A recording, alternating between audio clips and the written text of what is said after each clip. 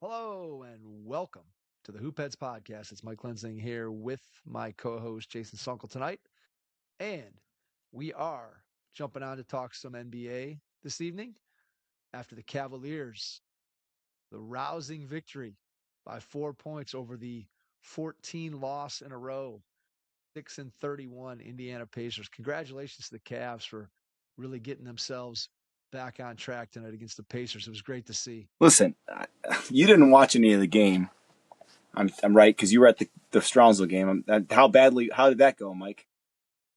It was a 19-point loss for the Mustangs. They Well, hung around to within that's close. 10, so it wasn't. That's Yeah, closer. That's closer than I would have anticipated based yeah. on how they've been Menor, playing. Menor, Menor is very young. They had one senior, and they're playing a bunch of. Most of their team, I would say, is sophomores. The bulk of their rotation is sophomores, so they're going to be good in the future. Although their senior was their leading scorer, big kid inside that played very well. I don't know. On the game cast, it didn't look good after they forced the 5-second violation, and somehow Mobley had a backcourt violation. I didn't really I understand how well, that so took place. honestly, Mike, I don't know because the feed went out. Oh, there you go.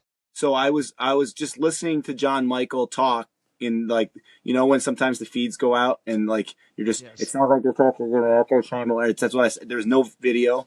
Um, I heard I didn't see anything after the when Craig Porter blocked the shot with like 2 minutes left. There was no video the rest of the way. As Yes. if there's no video, is there evidence that the Cavs lost the game? I wonder if that was what was playing into the playing into. They didn't lose, they won. They did not lose. They did not lose, thankfully. Um so I guess Mike came up with a gimmick tonight for Mike tonight. Are you buying? It's kind of buy or sell. We're kind of stealing a PTI thing, but we're making it our own. Like, what does that sound? I don't know. Have you ever watched PTI? Have you I been a used to. PTA? I haven't. I have not. I used to watch it. I watched it religiously when I used to live in Euclid 25 years ago. I watched it every day when I worked out after school. That was part of my I'm routine. surprised it's not part of But your routine now that there's literally like time for you to do that, Mike. It's like a 20-minute show. You can listen to it as a podcast. You can listen to it as a podcast. That's even I have too many podcasts that I'm already listening to that are strictly only NBA, so I don't want to listen to all the other sports that they occasionally talk about. Again, not that I don't want to listen to it, but I give me straight NBA versus anything else. okay. So That's that's fine. why I don't. That's fine. That's fine. Anyways, so we're gonna say, are you buying? And we're gonna give each other some situations, and we don't know what each other's situations are or questions are, um, and we're gonna go from there. Um, do you want me to go first, or do you want to go first, Mike? You throw one at me first. Okay, here we go. Are you buying anyone realistically wanting Trae Young in this trade situation and willing to put a trade in place that the Hawks are going to want to get something and is not going to completely mortgage a team's chances? Because I'm not. Go ahead, Mike. Was this one of your categories? This is one of mine. So, short answer to this question is no. I don't see any scenario where the Atlanta Hawks are thrilled or happy with the return that they get for Trae Young. Now, the caveat here is that Atlanta, over the course of time this season, has played better when Trae Young has not been there. So at a certain point, you wonder if it just becomes Atlanta is trying to get off of Trae Young's contract, even though Trae Young is a very good player. Don't get me wrong, right? If he wasn't going to be a max player, Trae Young has value, but he probably doesn't have the value that he and his representation feel that he does at the price tag that he currently commands. And he's going to be up for, I believe he's up for an extension. Is it this year that his contract expires or the following year? I can't remember if it's 1 year left on his deal or if he's a free agent at the end of this year. I feel like he has one more year on his deal. But either way, what you're paying Trae Young is probably not worth what that contract is going to cost. And that's where both the Hawks and teams that might be interested in Trae Young are going to run into trouble. So when you go through the list of potential teams that might want Trae Young, the list is relatively small. And so if you go I through mean, in the I'm like, I don't East, even. what team wants him? Like, so I heard if you just Washington. Washington. so maybe Washington wants him as a guy that could potentially sell tickets, but at this point, does Trae Young sell tickets? Would you or any other NBA fan, am I buying tickets when the Hawks come to town to go see Trae Young? Maybe I his don't mom. think so. I just, yeah, maybe. I just don't know that maybe early on in his career when we weren't quite sure what he was going to be, maybe there was some attraction to the deep shooting and the passing and some of that stuff. But at this point, I don't think Trae Young is a box office draw. So if you're the Wizards, Trae Young probably makes you better if you're the Wizards and you've only won 10 games and you're at the very bottom of the league. But he doesn't probably take you where you want to go. I don't see one of the bottom teams in the league. So we're talking about in the East. I don't see Charlotte, Brooklyn, the Wizards, obviously not the Pacers who are in full on tank mode trying to get to the top of the draft this year without Halliburton. I don't see any of those teams trading for Trae Young. Then you look at the bottom of the Western Conference, New Orleans, Sacramento, Utah. I guess you could never count out Sacramento, right? Maybe there's a Sacramento trade and you deal Trae Young, and I don't know what you get back from Sacramento. Obviously, probably Zach LaVine has to be in that deal. Maybe you could somehow coax the Kings to give you Domantas Sabonis, but again, I don't know where that really takes you. Especially then you have a Kongwu, and at least for this year, you still have Porzingis if he's ever healthy. So I guess you can never count out Sacramento. The Clippers have been playing much, much better, 7-3 in their last 10 games. Kawhi Leonard has come alive in the last month and is playing really well. So maybe the Clippers have no incentive to tank because They don't have the a pick. Thunder have their number one pick this year. So maybe, but I don't know if you're Atlanta, what do the Clippers have that you would want? Again, the only thing on their roster that I think Atlanta would even be mildly interested in is Zubac. And again, do they want to deal for a center? I don't know. Trae Then you Young for start looking at the game. Zubac. That would be a Trey classic trade. That would be a great. That would be a great trade. Trae Young and team up the backcourt of Trae Young and James Harden, you'd have the best defensive backcourt in the history of the NBA. But those two guys in your backcourt, every every backcourt in the league would be so excited to see the Clippers coming to town, knowing they'd probably have a shot at getting their season high or career high in points against those two guys in the backcourt. But if you go to, so that's the bottom of the league. Sacramento's the only one I could even remotely see in that bottom 7 or 8 teams making a deal for Trae Young, just because you never know what Vivek's going to do. So that's what I would think for Sacramento. And then you go to the top of the two conferences in terms of contenders. If I just go through the East, Detroit, no. Boston, no. The Knicks, no. Toronto, no. Sixers, no. Heat, could you trade Tyler Hero and some other stuff and Does replace that make Hero with Trae Young? And would Does that make you better? Atlanta say, Does that make you what's that? better? Does that make Miami No, I don't better? think it. No, I don't think it makes you better. I guess Tyler Hero is on a not probably as big of a contract as Trae Young, but still a relatively big contract. And you'd have to, Atlanta would be picking up some years because I think Hero just signed an extension last year. And Miami would then, I guess, free up more cap space potentially for not this summer, but next summer when Giannis becomes a free agent if he's still on the Bucks, and a couple other things could still be out there. So I guess Miami is a dark horse, although again, Trae Young, just with the workhorse blue collar heat culture with Miami, doesn't seem like Trae Young's defense really fits into that particular mold. But who knows? Again, a star, quote unquote, in Miami. So I guess I wouldn't completely rule out the Heat. The Cavs aren't making that trade. The Magic, I don't see any reason why they would make that trade. The ascension of Anthony Black over the last month and a half, The Magic, who where lost to the he's Wizards ever tonight, the Magic did. 120, Yeah, 112. 120. Yeah, that's not good. That's not good for Orlando. Orlando and the Cavs, I feel like, are very similar in that they are underachieving what their potential is. Although Orlando without Jalen Suggs, who's out again with an injury, they just haven't been the same at any point during Jalen Suggs' career. When Suggs is not in the game or when Suggs is not available, they just aren't nearly as good.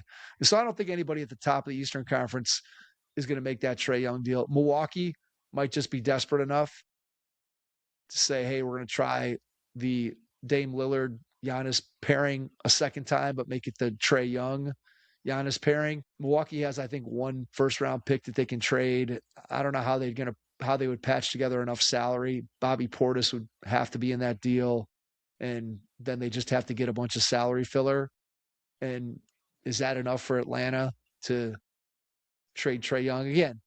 Does Atlanta ever reach a point where it's just we want to get off of Trae Young's contract this year, next year, and we don't want to sign him to whatever that extension is going to be, and maybe we just take pennies on the dollar just to get him out the door, and realizing that his value has been so diminished that you can't really get assets for him. Instead, you're just trying to basically unload a contract. So in the East, I think Milwaukee and maybe Miami are the only two teams potentially that could make trades. And I don't really love what Atlanta would get back in either one of those scenarios. Could you In imagine the Milwaukee West, get? Could you imagine Milwaukee getting Trae Young?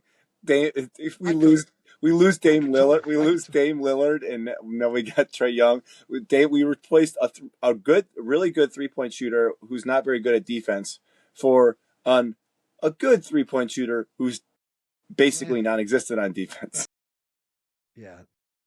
Just yeah. That's probably a no brainer. And you're probably also, I think, overestimating Trae Young's ability to shoot the ball. I want to look up his 3-point shooting this year just out of curiosity because I think it's way worse than you and I would come to believe.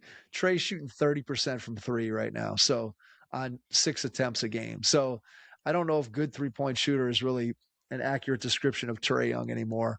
But nonetheless, I could see Milwaukee doing it because at some point, if you're them, they have to look at the rest of the Eastern Conference and say, if we could give Giannis anything, which of these other teams ahead of us in the standings? And mind you, the Bucks are 11th right now. They're not even in the play-in.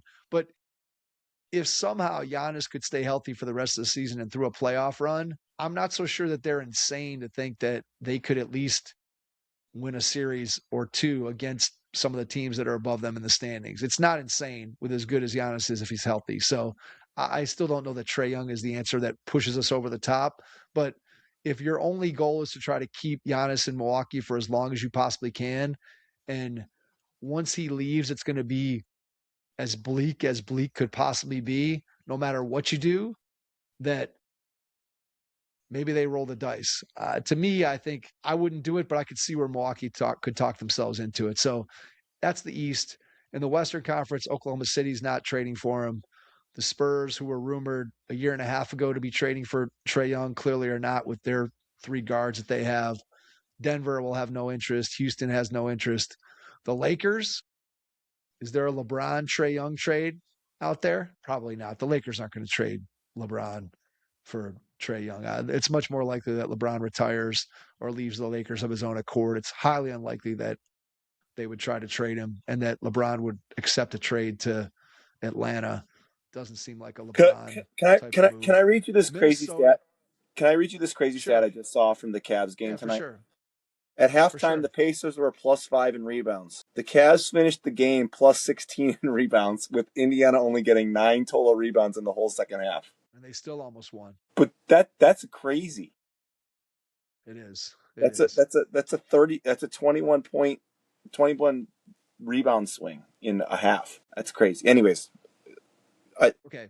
So then the next team in the Western Conference, and this is, I think, maybe the only legitimate spot that you could make a case where Trae Young might potentially make sense is Minnesota.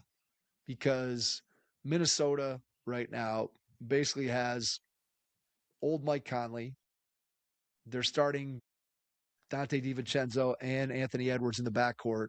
So you don't really have a true point guard. Anthony Edwards is playing as the point guard. And that's been a pretty successful experiment to this point. It hasn't been perfect, and they lost a couple bad games in a row, and Edwards obviously walked off the floor the one game before the game was over, but that storm passed in Minnesota, and I think they had lost 2 or 3 in a row, and then they've won their last two. So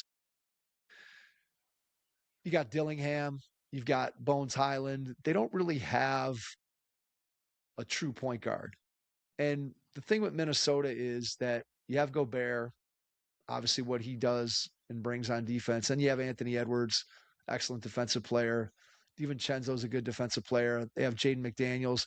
This is a team that, if you're going to add Trae Young to it, right, it has to be a team that can hide Trae Young on defense or minimize the damage that he can do to you defensively. And what does he bring offensively? And so, to me, I think Minnesota could make sense. I still don't think I would do it if I was them, but you could probably come up with a Naz Reid who has a big contract. Maybe you deal him out. You've got Terrence Shannon, who could be a good young player that potentially Atlanta might want. You got Rob Dillingham, who hasn't really worked out very well for Minnesota, who was taken, I think, 8th overall a couple of years ago out of Kentucky.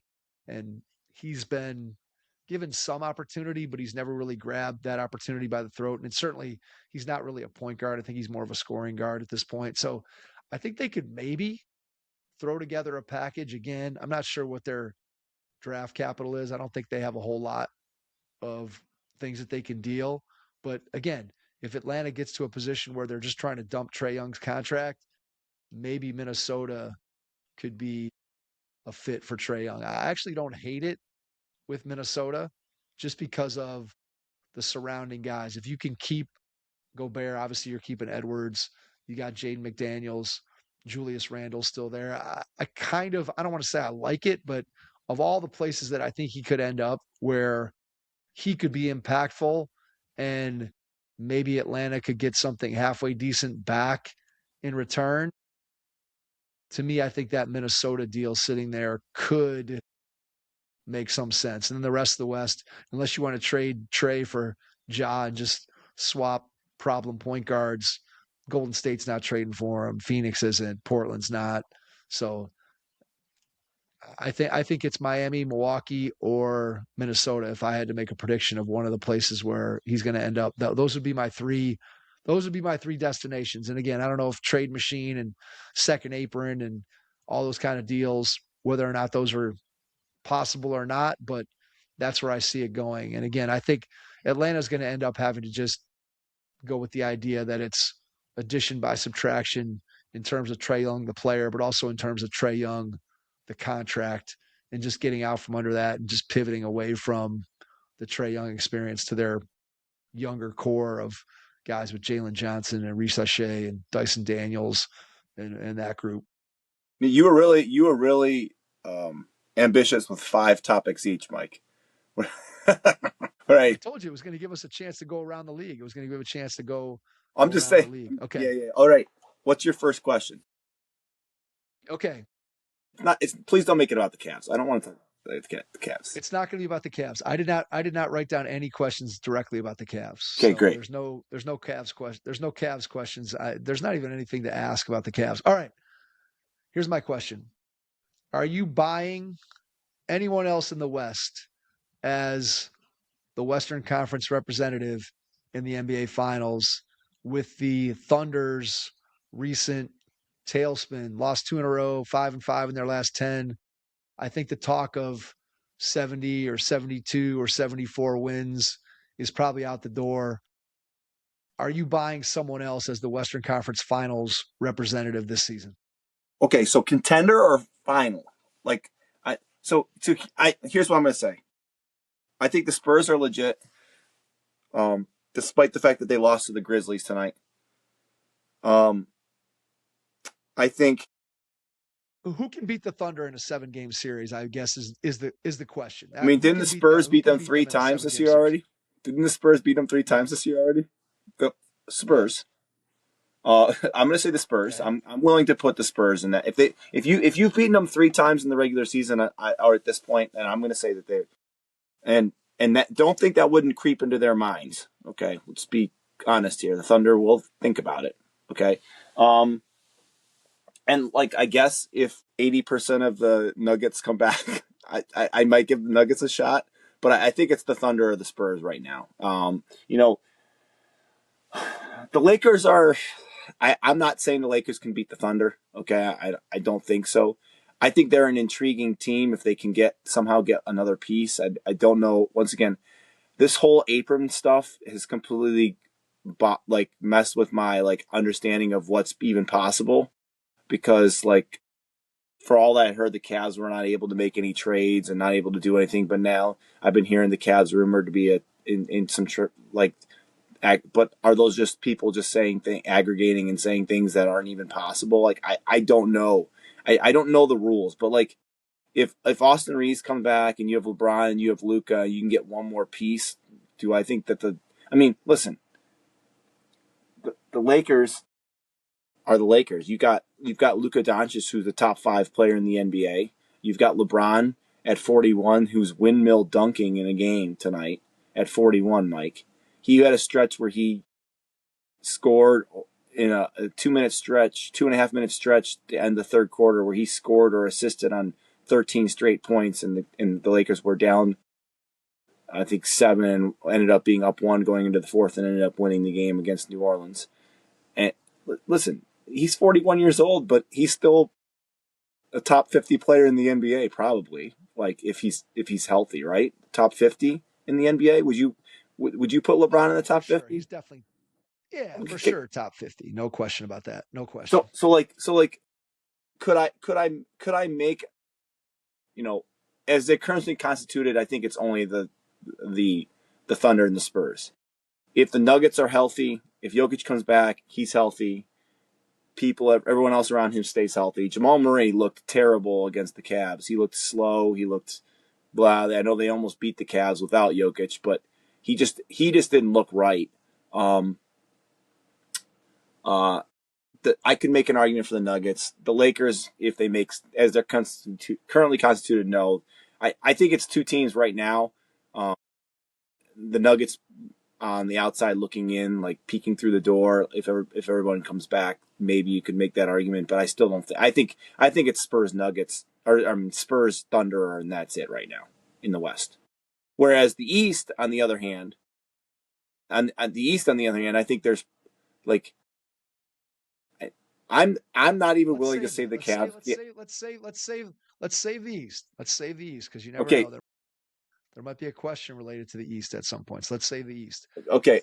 West, I I agree with think you. it's those. Spurs, I, I think Spurs, and Thunder. That's it. That's it. Nuggets, Those yes. are the. I'm not willing to say the Nuggets right now, Lakers, Mike, because I'm Lakers, not willing to say Nuggets Lakers. right No, now. come on. If Jokic comes back, which he's going to, you got to give Denver a chance. I mean, The if it's just Lakers are Murray and Jokic, there's just zero chance. Aaron Gordon and Christian Braun are going to be back shortly. And if they give it, look, For how this is for long any though? team, right? For If they're how not long? healthy, if you're For not, how long? if they're not healthy, you're not going to give them a chance. So you just have to look at it and say, unless the guy's out for the season, you got to give him a chance. Now, granted, Aaron Gordon's hamstring that he hurt last year in the playoffs and now is hurt again during this regular season doesn't make you feel 100% confident that he's going to be ready for a long playoff run. But I'm just going to go with the idea that the guys that are on the roster that potentially could be healthy are going to be healthy.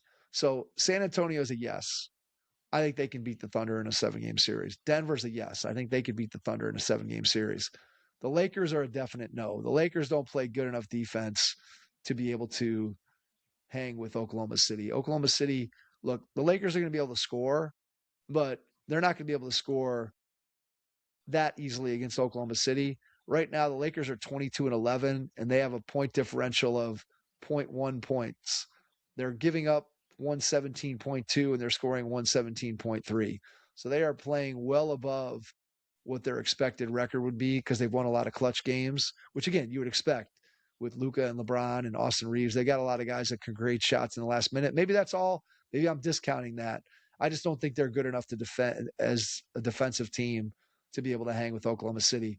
And then I think the other two teams that you have to at least think about, right? There's two more, Houston and Minnesota. And so you have to ask yourself, can either of those teams beat the Thunder in a 7-game series? I would say Houston, no, because I still feel like their lack of experience and just other than Durant and the clutch, I'm not sure I love the Alperen Şengün back downs as my go-to play. And Amen Thompson, as good as he is, I still think that him with the ball in his hands at the top in the last minute of a game, if I'm an opponent, I feel fairly good about that just because of his lack of shooting. And then honestly, Minnesota, uh, they made the Western Conference Finals the last 2 years, and I know they're in sixth place and nobody really thinks about them, but your guy Ant is good enough to put a team on his back and win some games on his own. And so I wouldn't give Minnesota a huge chance, but I would give them a higher than zero chance of beating the Thunder in a 7-game series. So I'm going to go Spurs, Nuggets, and Timberwolves as teams that could potentially beat Oklahoma City. And You the are advantage that really the generous Thunder to the have, Timberwolves. You're really generous to the Timberwolves, Mike. I'm and I'm this is coming from a made guy. the This is Western coming from a Conference guy Finals who two I'm out. I'm out two on years them. in a I'm row. out, and I picked Two it. two years in a row. I'm out on them. I'm out on them. Okay, it's Listen, fine. I don't think that I just I think there's a puncher's chance. I don't think it's insane to say that they could beat the Thunder. I don't think it's crazy. okay, all right, all right. Is it my question now, Mike? It's your question now. All right. Do you buy the Los Angeles Clippers on the rise?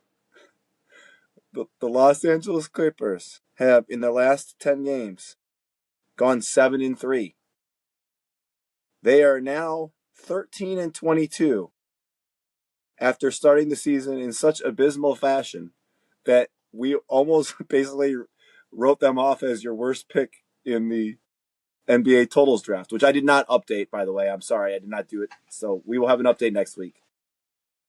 But now they are a mere 2 games out of the play-in, despite the fact that they started so poorly.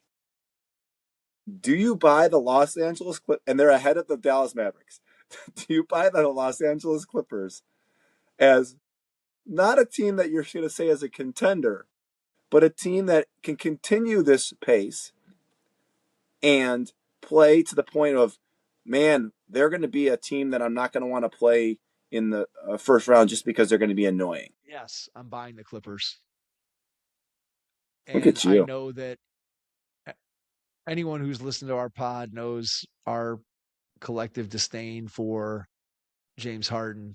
But as I always say, most of that stems from his performance in big games in the playoffs.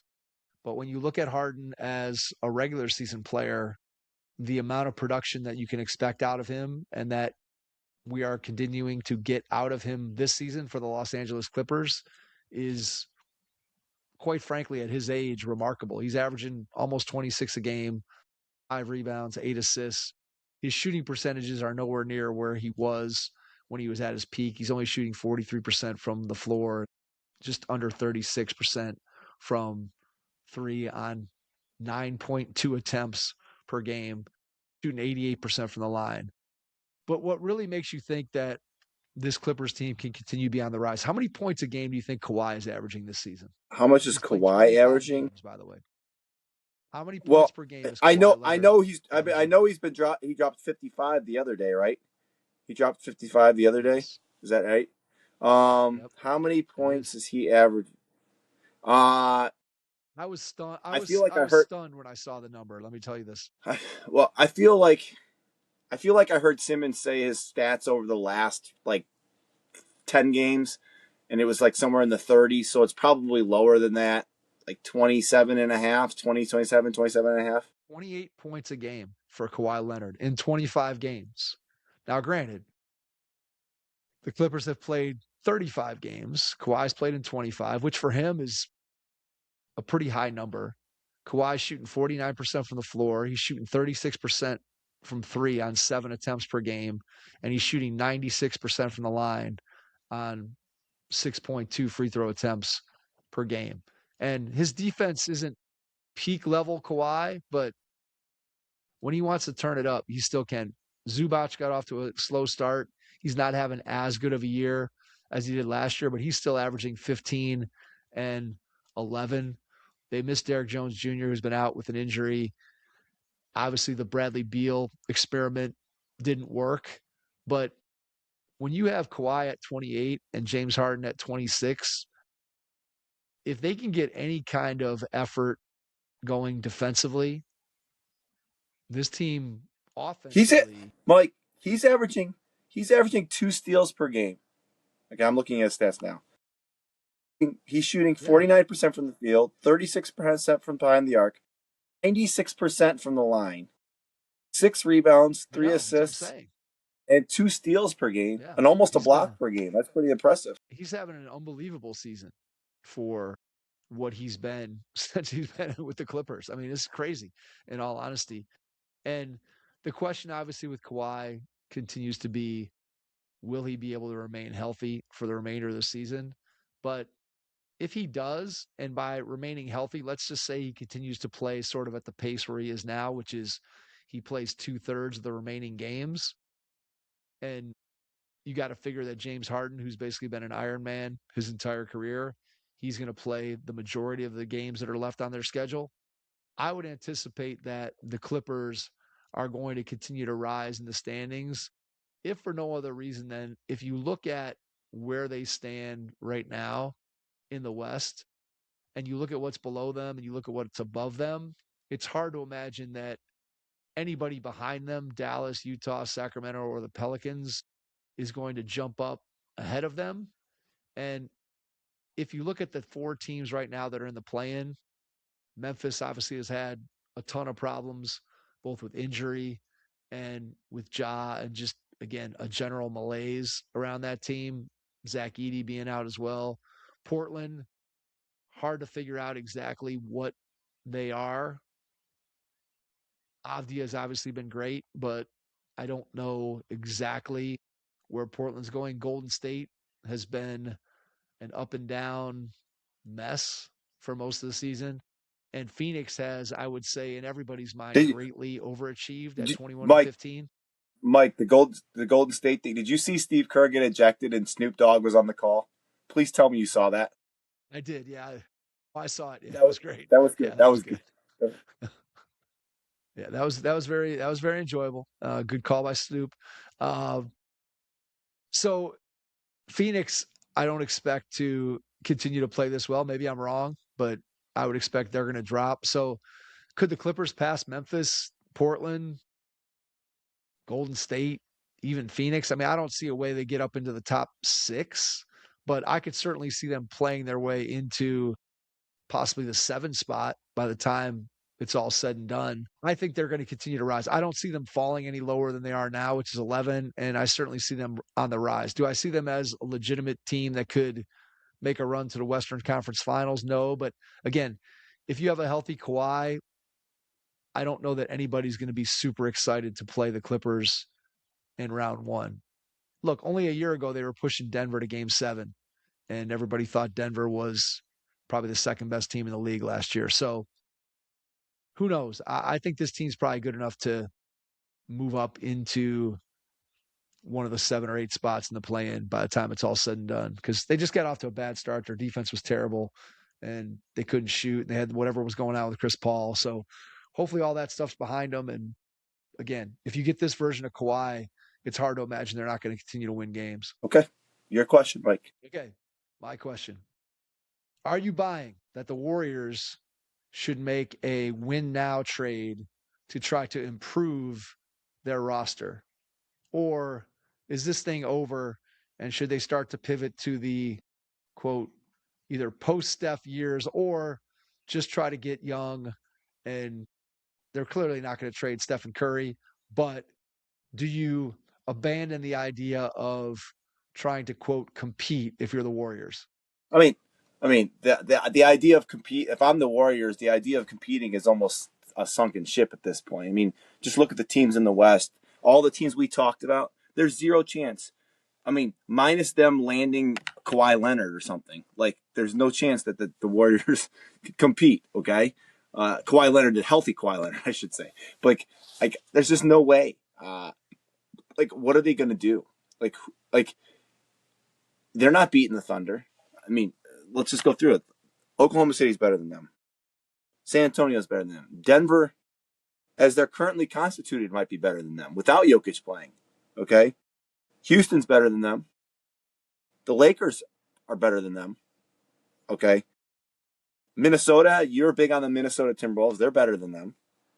Okay, I don't think Phoenix is much better than them. They like you've talked about. Like I don't think, but you know, I think the Clippers, if they continue to play this way, are better than them. Like I think they're pretty much in the same apron. That's a bad tier, same tier. I think they're in the same tier as the Golden State if they're healthy. So like I don't know. I just don't think I don't think that there's a trade out there that's going to make them better enough. So do I think they're going to go full blown rebuild? No, I think they're going to, if there's a small trade to be made to get rid of some contracts and to set things up for the future, then maybe. But I just don't. I don't think there's any reason to go crazy because there's no way they're going to win the West and compete in the West. And I understand, like you said, they're not going to trade Steph Curry. So what's a doable trade? I don't know. But I just don't see them making a big move. Because it doesn't make sense unless they're getting picks back. But like I said, I don't think they're going to completely blow it up either because that would not be. They wouldn't want to do that to Steph. I don't think. And no business is business, right? And you've got to eventually move past Steph because he's not. No offense to Steph, he's not LeBron here. He's not playing until he's 41. I don't think. Maybe I'm wrong. But I don't know what Golden State has as options. Like I know I've heard, well, they should offer Draymond Green for LeBron. Like that's not going to happen. Get out of here. The Lakers are never doing that. Jimmy Butler, Jimmy Butler for LeBron, Jimmy Butler for LeBron. The Lakers are Who says never no? doing that. The Lakers are never doing that. Would the Lakers be better with Jimmy Butler as a fit? I mean, Where the best LeBron's best skill is with which the ball in his hands, right? So no, I'm out. better I'm out on defender. that trade. I'm out on that trade. Butler's a better Jimmy Butler's literally Butler's a forced better his way up. defender. Jimmy Butler is such a prima donna, more of a prima donna than LeBron. He's forced his way out of 4 different places. Get out of here. No way. 3 different places. No way. I'm just throwing it out there. No way. So look, No. Golden State has three. Golden State has 3 guys they could trade, right? They can't trade. They're obviously not trading Steph. So you could trade Jimmy Butler. There's not any history with Butler. So if they could turn him into something that they feel like could help him more, Well, there's plenty which of history with seems pretty Butler. unlikely. Not history with Golden State though, in terms of a positive history that they want to keep him around. It's not like Draymond and Steph where he's got multiple championships there. You could trade Draymond, which at some point the Draymond shenanigans and all the stuff that they've put up with over the years to defend this guy and his behavior, his play is starting to erode to the point where maybe they would consider it.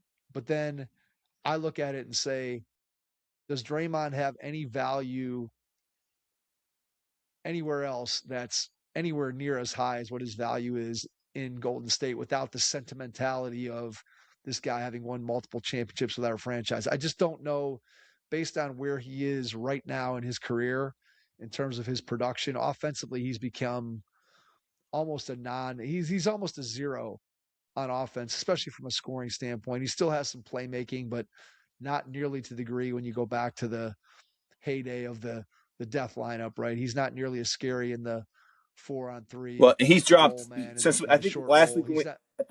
I think when we talked last week, we talked about Draymond being like 4th in odds for Defensive Player of the Year.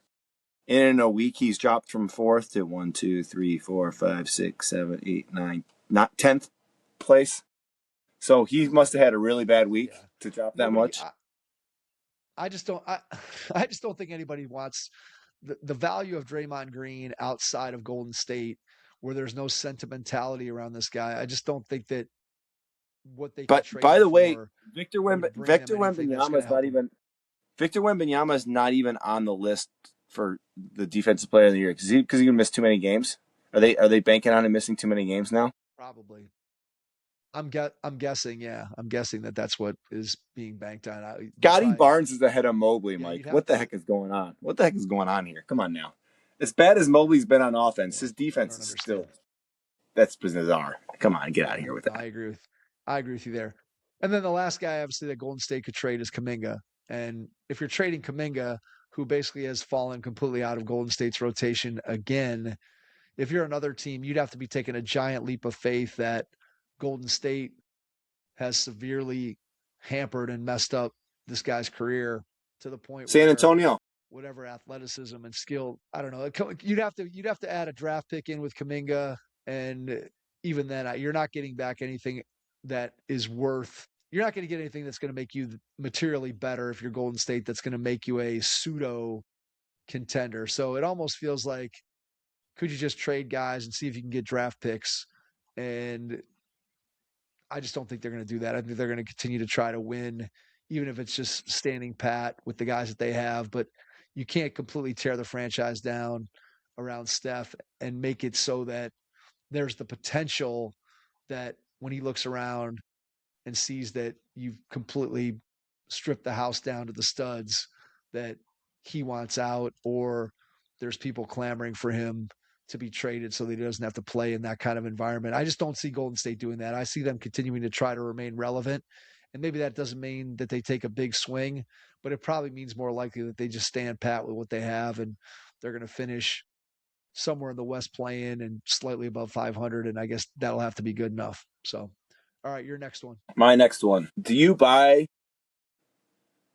that Giannis is on the Bucks at the trade deadline still, or do you think he's going to get traded? I think he's on the Bucks because I think if you're Milwaukee, unless Giannis comes out and says, I want to be traded out of Milwaukee, I just don't see, and I don't see Giannis doing that. I guess that's the first part is the way that it's looked over the last 2, 3 years since they won the But he championship, scrubbed his social where media of all this the Buck roster has stuff. kind of went, He scrubbed his he social media did, of all the Buck but I stuff. just,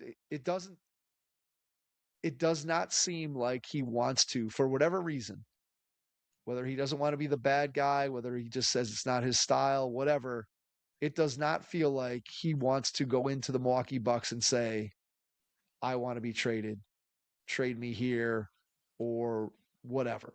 It just doesn't seem like he wants to do that. So that's the first reason why I think he's going to be on the Bucks. Second reason I think he's going to be on the Bucks is if you're Milwaukee, you have Giannis, who is arguably, in terms of longevity, probably one of the best, probably the best Buck of all time, just in terms of his overall career. Kareem obviously won a championship in Milwaukee as well, and historically Kareem's a better player, but did not play in Milwaukee for very long, and they had Oscar Robertson at the end of his career. But Giannis is arguably the most important Buck, certainly since Kareem was traded to the Lakers. So are you really going to give that guy up? Are you going to trade him if he hasn't come to you and demanded that they do so? And then we already talked about it earlier that if you're Milwaukee and you look at it and you say, if we can just throw together something around Giannis and he can stay healthy, which again has been a big if over the last 3 years or so.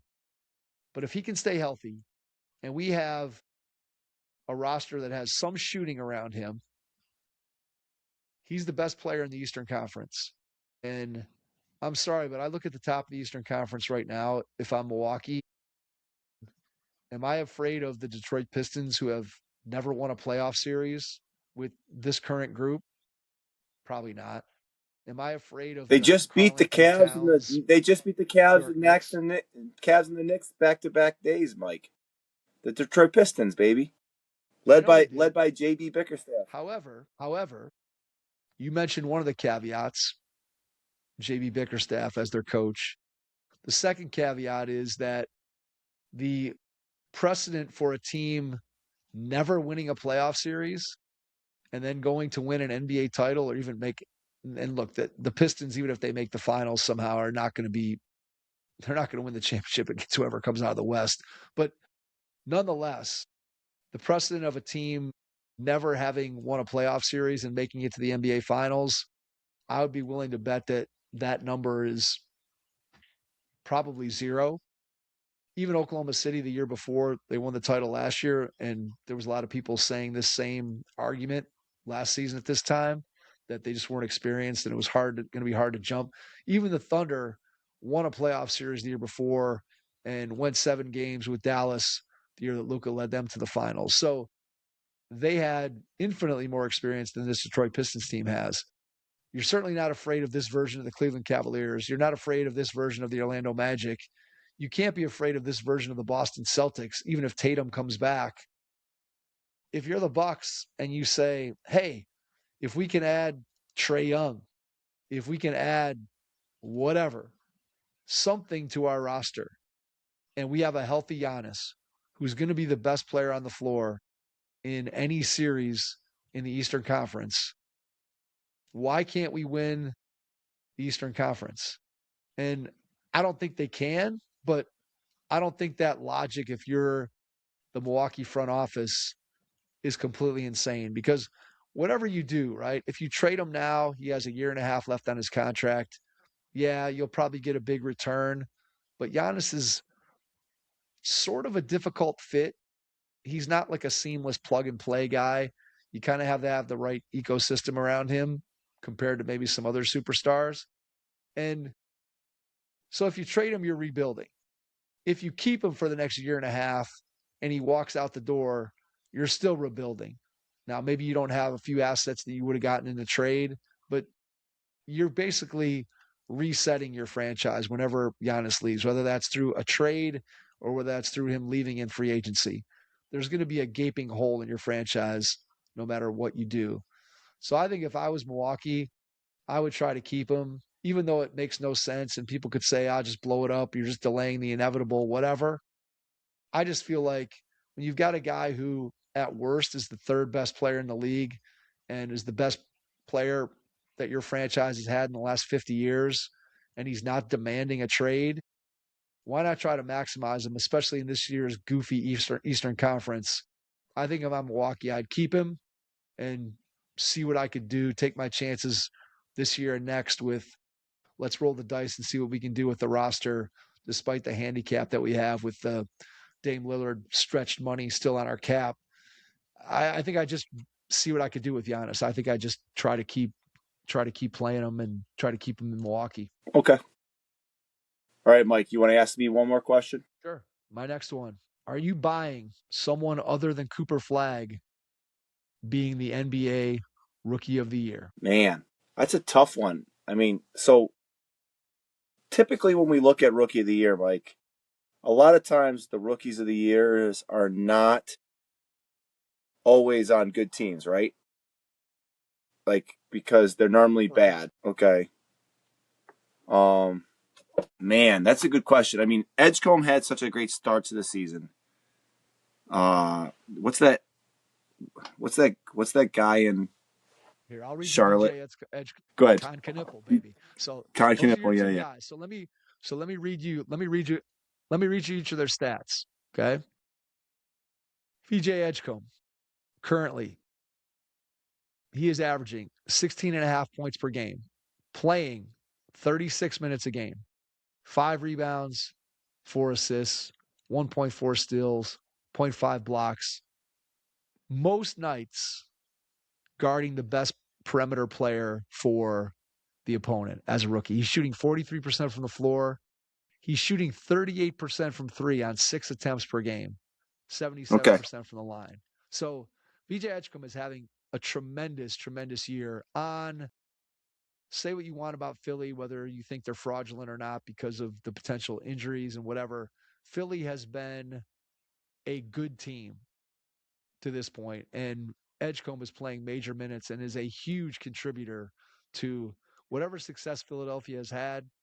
Maxey and Edgecombe have driven most of that throughout the season. That's not to say that the return of Joel Embiid and Paul George hasn't helped, but the two driving forces behind the Sixers have been obviously Tyrese Maxey at the front, but VJ Edgecombe has been right there behind him. And he's a two-way guy, plays both ends of the floor really, really well.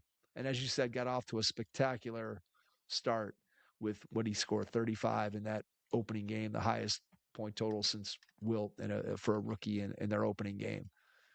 All right, so that's VJ Edgecombe. Con Knipple.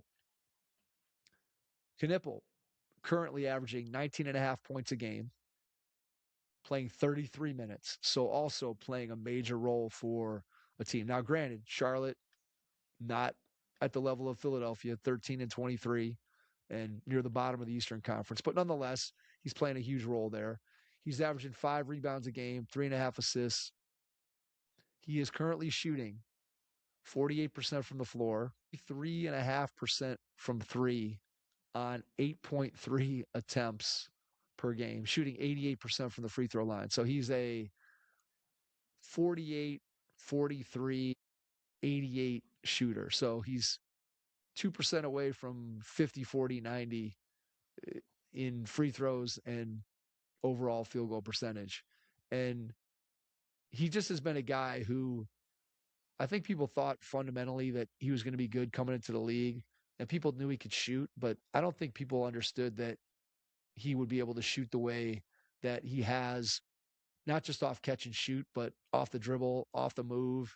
And the guy's big. He's got size. I think he's 6'7", 6'8". He's Oh, you just wanted to has say great 6'7", size. Mike. He's You not just wanted to say six. six You just seven wanted to maybe. say six.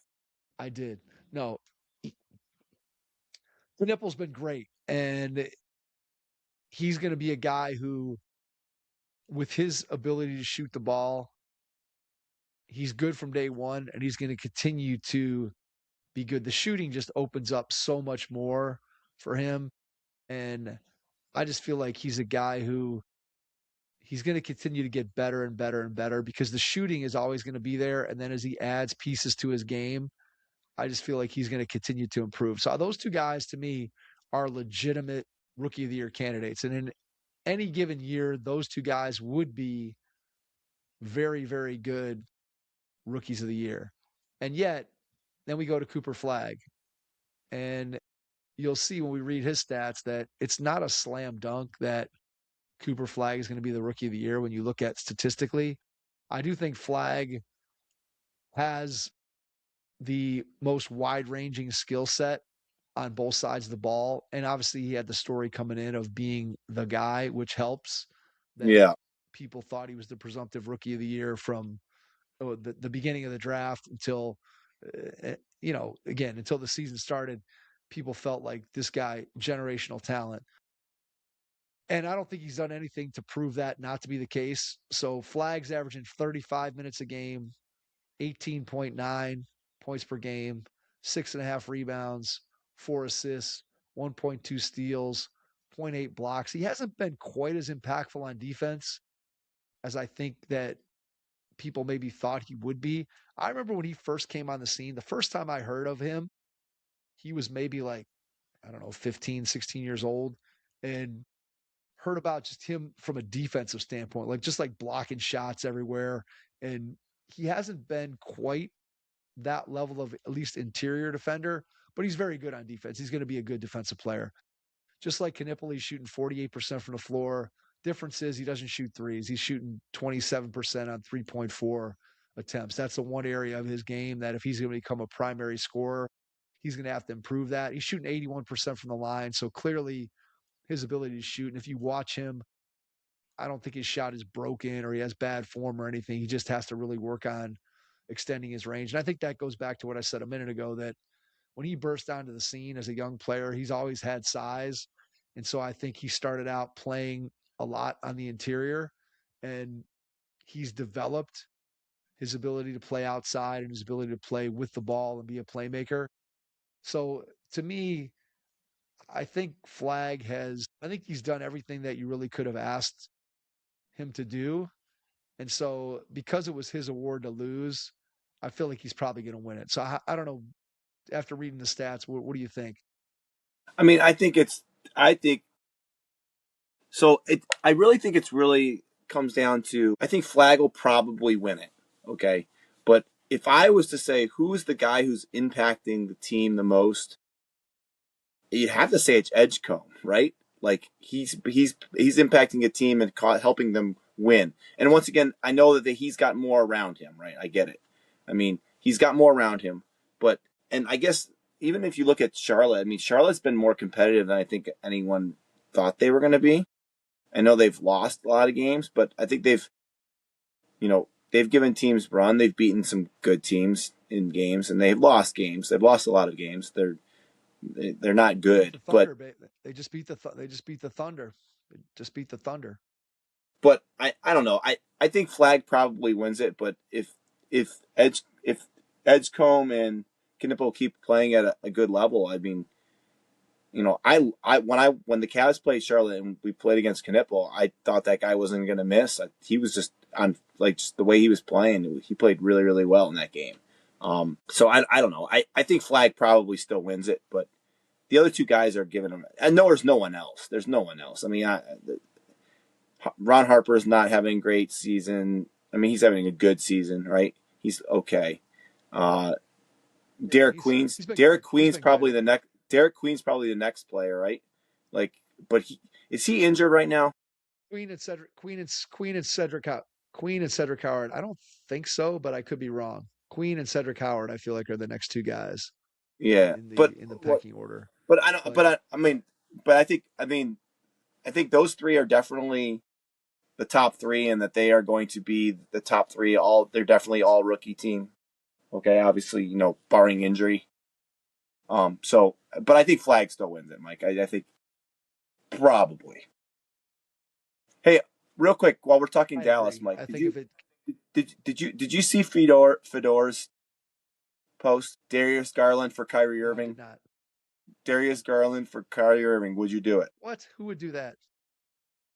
Why would the Cavs do that? Why? What would be the logic for the Cavs to do that? I don't know. I just saw it, and I just wanted your initial reaction to it. I don't know what the logic was. There was a whole article There on would be no there would be no reason for the Cavs to do that in any way, shape, or form. If I'm Dallas, I'd do that. I'd do that in a split second. I think you give Garland his own team. And look, if he could stay healthy, right? It all comes down to with Darius. When he's been healthy, he's been pretty good in his career. And when he hasn't been healthy, it's been kind of rough. He Even when he's got coming banged up back again from tonight, injury, which is Mike. kind of where we're at right now. He got banged up tonight. He played through it. Had the best fourth quarter of players. One of the best fourth quarters of players had this season. He was 7 of 7 from the field.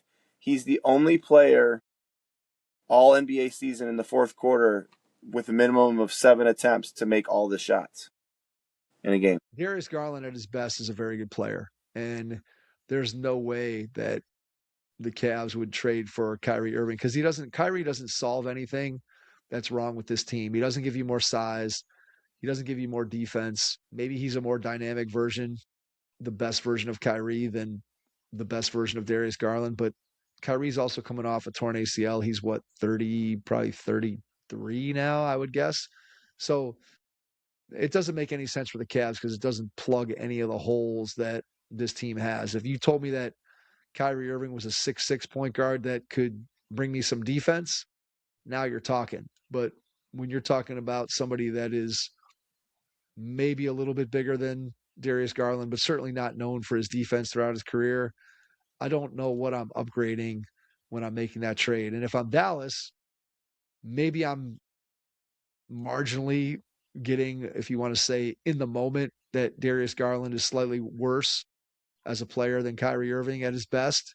That's fine because I'm also picking up 8 or 9 years in age by trading for Darius Garland. So that trade to me would be a steal for the Mavericks and a colossal mistake for the Cavs. Even though, look, I like Kyrie Irving. I think Kyrie Irving's a very good player, but I don't like the idea of trading a guy who's 8 years younger that is essentially the same level of player. And again, Kyrie's probably better, but at this point in their careers, and Kyrie coming off the torn ACL, I'm not sure how excited I would be if I was the Cavs to make that trade. That's one. If I was Kobe Altman, I would hang up the phone very quickly on that one.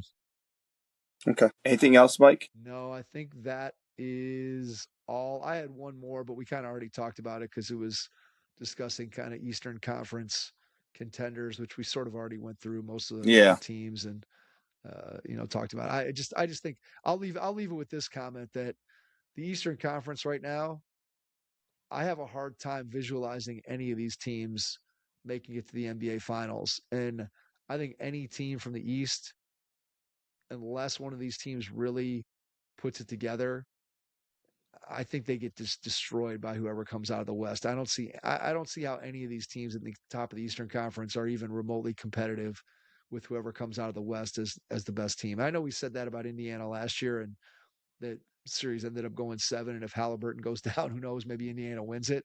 But I like I look at it and I say I can't see Detroit in the NBA Finals with this team having never won a playoff series. I continue to not be able to see the Knicks in the finals with Karl Anthony Towns as a key part of their team. This ridiculous Cavs team, there's no way they're going to win 3 playoff series. I just can't see it. Orlando has been a complete mess. How are they going to win 3 series? Boston, I can't believe that they could even remotely be seriously considered that they're going to win 3 playoff series without Tatum and without Porzingis and without Drew Holiday and as good as Jaylen Brown and Peyton Pritchard have been. I just don't see it.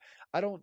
I'll be stunned. Whatever team makes it out of the Eastern Conference, if you tell me if I could get in a time machine right now and go to the finals and see which team it is, I would tell you I'm stunned that that team's in the finals. I would love to see the road of how they got there because I don't have any faith really in any of these teams. I just Detroit's obviously played the best of any of these teams, but come on, they haven't won a playoff series with their roster as it's constituted. I don't see how they make it to the NBA finals, but we'll see. All right, Mike. Leave it there.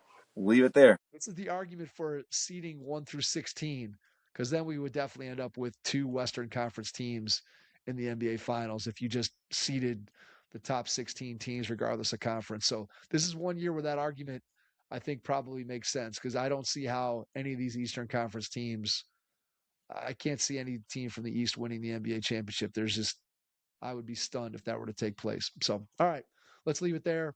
Thanks to everyone for checking out tonight's NBA episode of the Hoopheads podcast. And we will be back next week with another one. So, thanks for checking us out tonight, and we will catch you on our next episode. Thanks.